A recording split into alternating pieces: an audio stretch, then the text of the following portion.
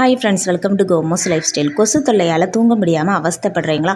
அப்போ இந்த ஒரு பொருள் இருந்தால் போதும், உங்கள் வீட்டுக்குள்ளே ஒரு கொசு கூட வரவே வராது. அது எப்படி அப்படிங்கிறத வீடியோவில் சொல்லியிருக்கேன். இது கூடவே அன்றாட வாழ்க்கைக்கு தேவையான ரொம்ப யூஸ்ஃபுல்லான சின்ன சின்ன டிப்ஸ்கள்லாம் நிறைய ஷேர் பண்ணியிருக்கேன். வீடியோவை ஸ்கிப் பண்ணாமல் பாருங்கள். வீடியோக்குள்ளே போகிறதுக்கு முன்னாடி நம்ம சேனலை ஃபஸ்ட் டைம் பார்க்குறவங்களா இருந்தால் சப்ஸ்கிரைப் பண்ணிக்கோங்க. மல்லி இலை அதிகமாக வாங்கிட்டு வந்துட்டோம் அப்படின்னா அதை எப்படி ஒரு மாதத்துக்கு நல்லா ஃப்ரெஷ்ஷாக ஸ்டோர் பண்ணி வைக்கலாம் அப்படிங்கிறத தான் பார்க்க போகிறோம்.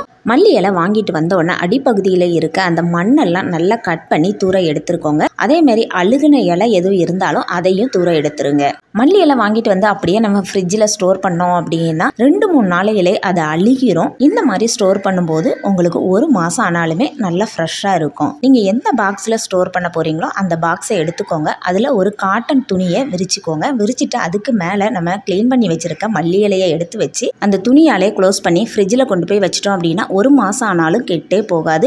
புதினா கருவேப்பிலைக்கும் இதே மாதிரியே நீங்கள் ஸ்டோர் பண்ணி வைக்கலாம். தேவைப்படும் போது சட்னி வைக்கிறதுக்கும் குழம்புக்குள்ள போடுறதுக்கும் யூஸ் பண்ணிக்கலாம். இந்த டிப்ஸ் ரொம்ப பிடிச்சிருந்ததுன்னா நம்ம சேனலை சப்ஸ்கிரைப் பண்ணிக்கோங்க. விலை மலிவாக இருக்கும்போது தக்காளியில் மொத்தமாக வாங்கி ஸ்டோர் பண்ணிடுவோம். 2-3 நாளைக்கு நல்லா இருக்கும். திரும்ப அந்த தக்காளி வந்து அப்படியே அழுக ஆரம்பிச்சிடும். நீங்கள் இந்த மாதிரி ஸ்டோர் பண்ணி வச்சீங்க அப்படின்னா வெளியில் வச்சாலுமே உங்களுக்கு தக்காளி 20 நாளைக்கு நல்லா ஃப்ரெஷ்ஷாக இருக்கும். இதுக்காக கொஞ்சமாக தேங்காய் எண்ணெய் எடுத்திருக்கேன். அந்த தக்காளியோட மேல் பகுதியில் இந்த தேங்காய் எண்ணெயை நல்லா அப்ளை பண்ணிடுங்க. இந்த மாதிரி வச்சிருக்கிற எல்லா தக்காளிலையும் அப்ளை பண்ணிட்டு நீங்கள் வெளியிலேயே ஸ்டோர் பண்ணி வைக்கலாம். எண்ணெய் அப்ளை பண்ணி தக்காளியை ஸ்டோர் பண்ணும்போது ஒரு தக்காளி கூட வேஸ்ட் ஆகாது. ட்ரை பண்ணி பாருங்கள், ரொம்ப யூஸ்ஃபுல்லாக இருக்கும். மொபைலுக்கு சார்ஜ் போடும்போது இந்த பின்னை மொபைலில் சொருகும் போது எது நமக்கு கரெக்டாக உள்ளே போகுங்கிறத தெரியாமல் மாற்றி சொருவிட்டு இருப்போம். அந்த மாதிரி சொருகும் போது அந்த மொபைலில் உள்ளே இருக்கிற அந்த சின்ன பின்னை வந்து உடஞ்சி போயிடும். குழந்தைங்களை சார்ஜ் போட சொன்னாலுமே குழந்தைங்களும் அந்த மாதிரி தான் மாற்றி சொருவிக்கிட்டு இருப்பாங்க. இனிமேல் அந்த மாதிரி தெரியாமல் சொருவிக்கிட்டு இருக்காண்டா ஒரு பொட்டு மட்டும் எடுத்துட்டு சார்ஜ் ஒயரில் எந்த கரெக்ட் அப்படின்னு பார்த்து ஒரு பொட்டு அதில் ஒட்டி வச்சிட்டோம் அப்படின்னா யாரை சார்ஜ் போட சொன்னாலுமே ஈஸியாக போட்டுருவாங்க. இனிமேல் சார்ஜ் போடும்போது மாற்றி சொருவாண்டாம். இதனால நம்மளோட செல்லோட லைஃபும் அதிகம். இந்த டிப்ஸ் யூஸ்ஃபுல்லாக இருந்ததுன்னா ஒரு லைக் பண்ணிக்கோங்க. கிச்சனில் காய் வெட்டுறதுக்காக அதிகமாக கத்தி வச்சிருப்போம். ஆனால் இதில் யூஸ் பண்ணுறதுன்னு பார்த்தீங்க அப்படின்னா 1-2 கத்தி தான் யூஸ் பண்ணுவோம்.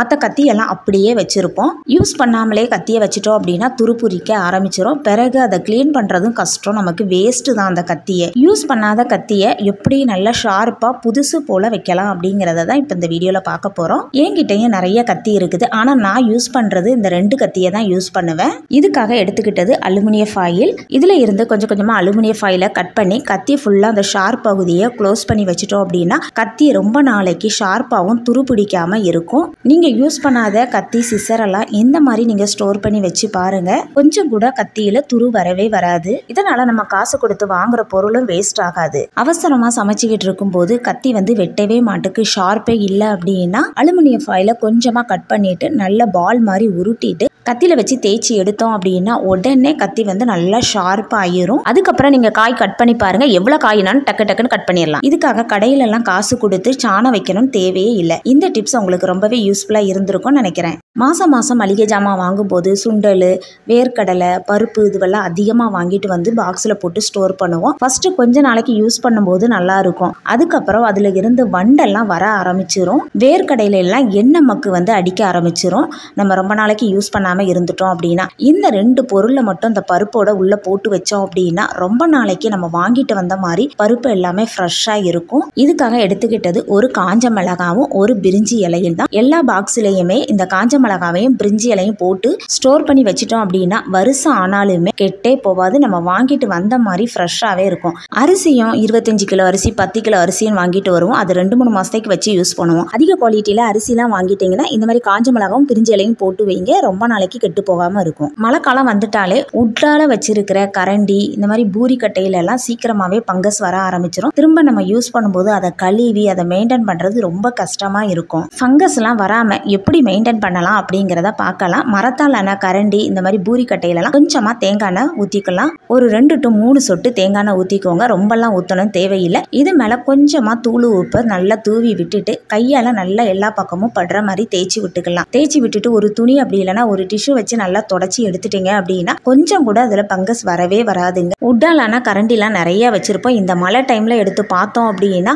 பார்க்கவே முடியாது, அந்த அளவுக்கு ஃபங்கஸ் இருக்கும். இந்த மாதிரி நீங்கள் வந்து தேங்காய் எண்ணெயும் உப்பும் சேர்த்து நல்லா அப்ளை பண்ணி தேய்ச்சி விட்டு வச்சிங்க அப்படின்னா ஃபங்கஸும் வராது. நமக்கு நெக்ஸ்ட் டைம் எடுத்து யூஸ் யூஸ் பண்ணுறதுக்கும் ரொம்ப நல்லாயிருக்கும். உங்கள் வீட்லேயும் மரத்தாலான இந்த மாதிரி கரண்டி பூரிக்கட்டெல்லாம் வச்சுருந்தீங்க அப்படின்னா இந்த டிப்பை ட்ரை பண்ணி பாருங்கள், உங்களுக்கு ரொம்பவே யூஸ்ஃபுல்லாக இருக்கும். அதிக காசு கொடுத்து காப்பி தூள் வாங்கிட்டு வந்து அதை ஒரு பாக்ஸில் போட்டு நம்ம யூஸ் பண்ணுவோம். ஃபஸ்ட்டு கொஞ்ச நாளைக்கு யூஸ் பண்ணும்போது நல்லாயிருக்கும். அதுவே ஒரு வாரம் ஆயிருச்சுது அப்படின்னாலே எல்லா காப்பி தூளும் அப்படியே ஒன்று சேர்ந்து கட்டி ஆயிரும். திரும்ப யூஸ் பண்ணவே ரொம்ப கஷ்டமாக இருக்கும். அதை கையால் கூட எடுக்க முடியாது, அப்படி பிசு பிசுன்னு இருக்கும். அப்போ என்ன பண்ணுவோம் அப்படின்னா வேஸ்ட் ஆகக்கூடாது அப்படிங்கிறதுக்காக அதில் வெந்நியை ஊற்றி வச்சு யூஸ் பண்ணுவோம். அந்த மாதிரி நம்ம குடிக்கும்போது அந்த காஃபி வந்து டேஸ்ட்டாக இருக்காது. ஃபர்ஸ்ட் நாளைக்கு நல்லாயிருக்கும், திரும்ப குடிக்கும்போது அதுலேருந்து ஒரு ஸ்மெல் வரும். அந்த ஸ்மெல் வந்து எல்லாருக்கும் பிடிக்காது. இந்த மாதிரி காப்பி தூளை ஸ்டோர் பண்ணி வைங்க, அதில் கட்டிங்கிறதே பிடிக்கவே பிடிக்காது. சின்ன பீஸாக ஒரு அலுமினிய ஃபாயில் கட் பண்ணி பாட்டில் மேலே வச்சு க்ளோஸ் பண்ணி வச்சுட்டீங்க அப்படின்னா அதை நம்ம எப்போ எடுத்து திறந்தாலுமே அதில் கட்டியே பிடிக்காது. பூஸ்ட்டுக்கு இந்த மாதிரியே செஞ்சு பாருங்க. இந்த டிப்ஸ் யூஸ்ஃபுல்லாக இருந்திருக்கும்னு நினைக்கிறேன். கொசு தொல்லையால் தூங்க முடியாமல் அவஸ்தப்படுறீங்களா? இதுக்காக குட் நைட்டு கொசு பத்திலாம் யூஸ் பண்ணுறீங்களா? அது குழந்தைங்களுக்கு பெரியவங்களுக்கெல்லாம் ஒத்துக்காது. இந்த பொருள் மட்டும் இருந்தால் போதும், உங்கள் வீட்டுக்குள்ள ஒரு கொசு கூட வராது. ஒரு ஸ்பூன் கிராம்பு எடுத்திருக்கேன். இதை இடிக்கல்ல சேர்த்துட்டு 1-2 தட்டிக்கலாம். தட்டும் போதே அந்த கிராம்போட வாசனை ரொம்பவே நல்லா இருக்கும். ரொம்ப நைஸெல்லாம் தட்டணும் தேவையில்லை, 1-2 தட்டி எடுத்துக்கலாம். தட்டி எடுத்த கிராம்பை இன்னொரு பாத்திரத்தில் சேர்த்துட்டு 2 பிரிஞ்சி இலை எடுத்திருக்கேன், அதாவது பிரியாணி இலை. அதையும் கிழிச்சிட்டு இந்த கிராம்போட சேர்த்துக்குவோம். இது கூடவே 2 கிளாஸ் தண்ணி சேர்த்துக்கலாம். கிராம்போட வாசனையும் பிரிஞ்சி இலையோட வாசனையும் கொசுக்கு சுத்தமாக பிடிக்காது. அதனால நம்ம வீட்டுக்குள்ள ஒரு கொசு கூட வரவே வராது.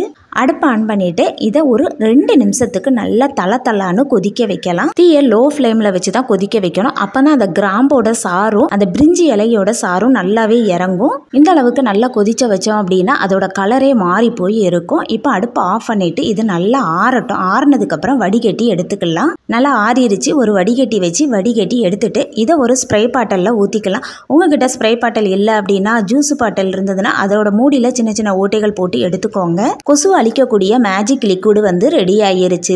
கிச்சன் கவுண்டர் டாப்லலாம் ஓரமாக நிறைய எறும்பு ஆயும். இந்த லிக்விடை ஸ்ப்ரே பண்ணி விட்டீங்க அப்படின்னா ஒரு எறும்பு கூட இருக்கவே இருக்காது. ஈவினிங் 5:30 ஆனதும் ஹாலில் இருக்கிற விண்டோவில் மெயின் டோர்லலாம் இந்த லிக்விடை நல்லா ஸ்ப்ரே பண்ணி விட்டுருங்க. அதே மாதிரி கிச்சன் விண்டோவில் பெட்ரூம்லையும் எல்லா பக்கமும் நல்லா ஸ்ப்ரே பண்ணி விட்டுட்டீங்க அப்படின்னா இந்த ஸ்மெல்லுக்கு ஒரு கொசு கூட உங்கள் வீட்டுக்குள்ளே வரவே வராது. கொசு அதிகமாக வருது அப்படிங்கிறதுக்காக குட் நைட்டு கொசு பத்திலாம் வாங்கி யூஸ் பண்ணாதங்க, அது உடம்புக்கு நல்லது இல்லை. சில பேருக்கு குட் நைட்டு கொசு பத்தியோட ஸ்மெல்லு ஒத்துக்காம மூச்சு விட கூட கஷ்டப்படுவாங்க. அதனால அந்த மாதிரிலாம் யூஸ் பண்ணாதங்க. இந்த மாதிரி நேச்சுரலா லிக்விட் ரெடி பண்ணுங்க, உங்க வீட்டுக்குள்ள ஒரு கொசு கூட வராது. 100% நல்ல ரிசல்ட் கொடுக்கும். கண்டிப்பா ட்ரை பண்ணுங்க. உங்க ஃப்ரெண்ட்ஸ் அண்ட் ஃபேமிலிக்கு இந்த வீடியோவை ஷேர் பண்ணி விடுங்க, அவங்களுக்கு ரொம்ப யூஸ்ஃபுல்லா இருக்கும். இன்னைக்கு பார்த்த எல்லா டிப்ஸுமே உங்களுக்கு ரொம்ப யூஸ்ஃபுல்லா இருந்திருக்கும் நினைக்கிறேன். இந்த மாதிரி யூஸ்ஃபுல்லான டிப்ஸ் எல்லாம் நம்ம சேனல்ல நிறைய இருக்குது. நம்ம சேனலை பார்க்காதவங்க ஒரு டைம் விசிட் பண்ணி பாருங்க, உங்களுக்கு ரொம்பவே யூஸ்ஃபுல்லா இருக்கும். இன்னைக்கு பார்த்த டிப்ஸ் எல்லாம் பிடிச்சதுனால லைக் பண்ணுங்க, உங்க ஃப்ரெண்ட்ஸ் அண்ட் ஃபேமிலிக்கு ஷேர் பண்ணுங்க, மறக்காம சப்ஸ்கிரைப் பண்ணுங்க. அடுத்த வீடியோல பார்க்கலாம். தேங்க்ஸ் ஃபார் வாட்சிங்.